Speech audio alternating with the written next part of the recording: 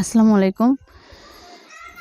Mathematical physics honours third year স্টুডেন্টদের জন্য আবার আমি হাজির হলাম। আজকে যে প্রশ্নটা পড়াবো সেটা হলো, দেখাও যে F of Z equal to E to the power Z square. F of Z equal to E to the power E এর পাওয়ার জেড স্কোয়ার ফাংশনটি কোচি-রিমেন সমীকরণ মেনে চলে। Show that the function F of Z equal to E to the power Z square follows the Cauchy Riemann equation. প্রমাণ: ধরি F of Z equal to U plus I V এবং Z equal to X plus I Y.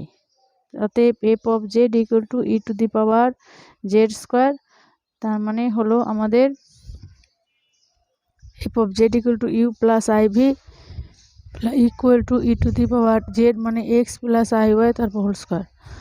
তাহলে এখানে X square plus two I X Y plus Y square, এটা বর্গ ভাঙে নিলাম। তারপর X square plus two I X Y, যেহেতু I square equal to -1, এই যে -1 আমি একটু লিখেছি, সেই জন্য মাইনাস ওয়াই স্কোয়ার। তাহলে অতএব E to the power x square minus Y square plus two I X Y. তাহলে এটাকে আবার আমি সূচকের নিয়মে এর পাওয়ার হিসেবে যোগের ক্ষেত্রে গুণ সেটা দিয়ে দিলাম, E to the power x square minus Y square into E to the power two I X Y. তাহলে এটা আবার সূত্র আমাদের পড়বে E to the power I theta, E to the power I theta equal to cos theta plus I sine theta. তাহলে এই সূত্র অনুযায়ী আমরা এটাকে আবার ভাঙবো। কেমন দেখো, E to the power x square minus Y square এটা যেমন আছে তেমন থাকলোই, আর এইটা E to the power I two x Y এটাকে আমার ভাঙবো ই টু দি পাওয়ার, এই সব মিলে আমি ধরলাম থিটা, এই সব মিলে আমার হলো থিটা।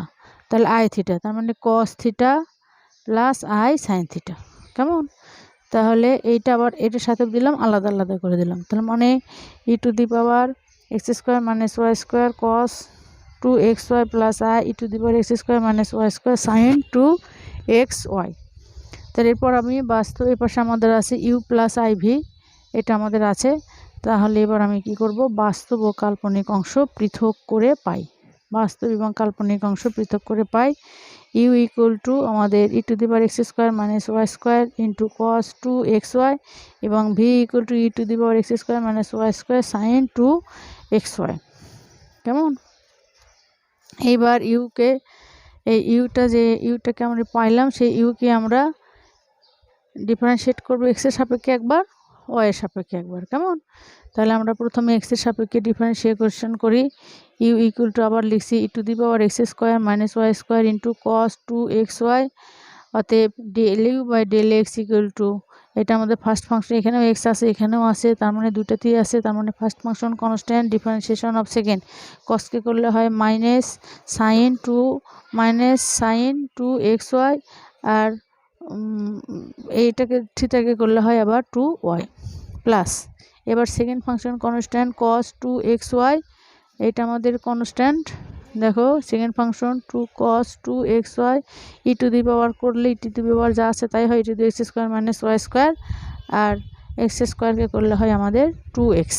এবার এই দুটোকে আবার সিম্পলিফাই করব আমরা, সেটা দুইটার থেকে আমরা E to the power x square minus Y square common নিলাম। আমরা কমন নেওয়ার পর টু ইন্টু, এখানে প্লাসটা আগে নিলাম, মাইনাসটা আমি পরে দেবো। তাহলে টু ইন্টু এক্স এখানে আছে cos x two x Y, যেহেতু এখানেও আমার টু আছে এখানে টু আছে, টু আমরা কমন নিলাম, আর এই মাইনাসটা এখানে দিলাম y sine two x y. অনুরূপভাবে আমরা কি করব, ইউকে আবার আমরা ওয়াই এর সাপেক্ষে ডিফারেন্সিয়েশন করব, del you by del Y.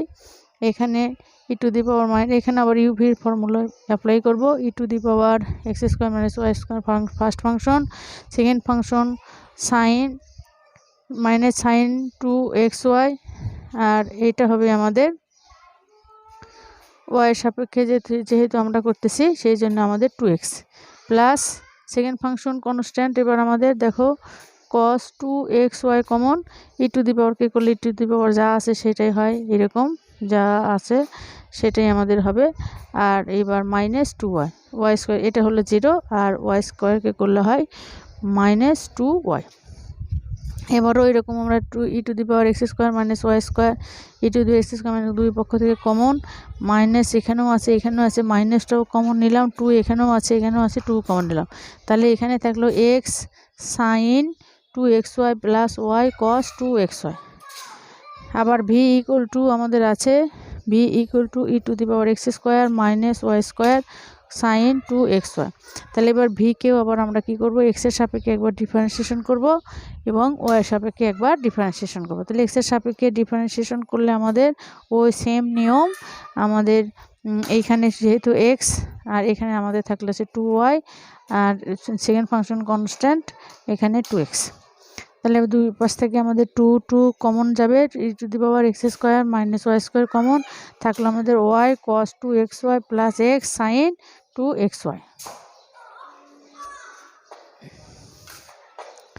এরপর এটা হবে আমাদের ভি, আবার এটা আবার এই ভিকে এবার লিখলাম ভি ইকুয়াল টু যা আছে তাই e to the power x square minus Y square into sin 2xy।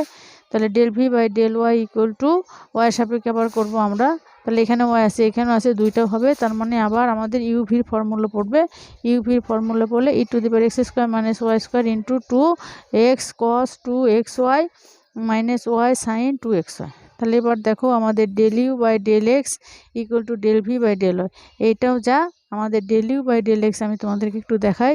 দেখো আমাদের সেম, দেখো ডেল ইউ বাই ডেল এক্সটা আমার যেটা এসেছিলো e to the power x y, যেটা দেখো E to the power x square y square into 2x cos 2xy minus y sign 2xy, দেখো এক।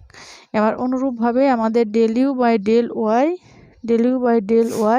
এইটাও ইকুয়াল টু হবে আমাদের minus del v by del x. তাহলে এগুলোই হলো কোচি-রিমেন সমীকরণ, অর্থাৎ f of Z equal to E to the power Z square ফাংশনটি কোচি-রিমেন সমীকরণ মেনে চলে। কোচি-রিমেন সমীকরণ মেনে চলে, f of Z equal to E to the power Z square ফাংশনটি কোচি-রিমেন সমীকরণ মেনে চলে, প্রমাণিত। আজকে তাহলে এই পর্যন্ত, আল্লাহ হাফেজ, ভালো থেকো।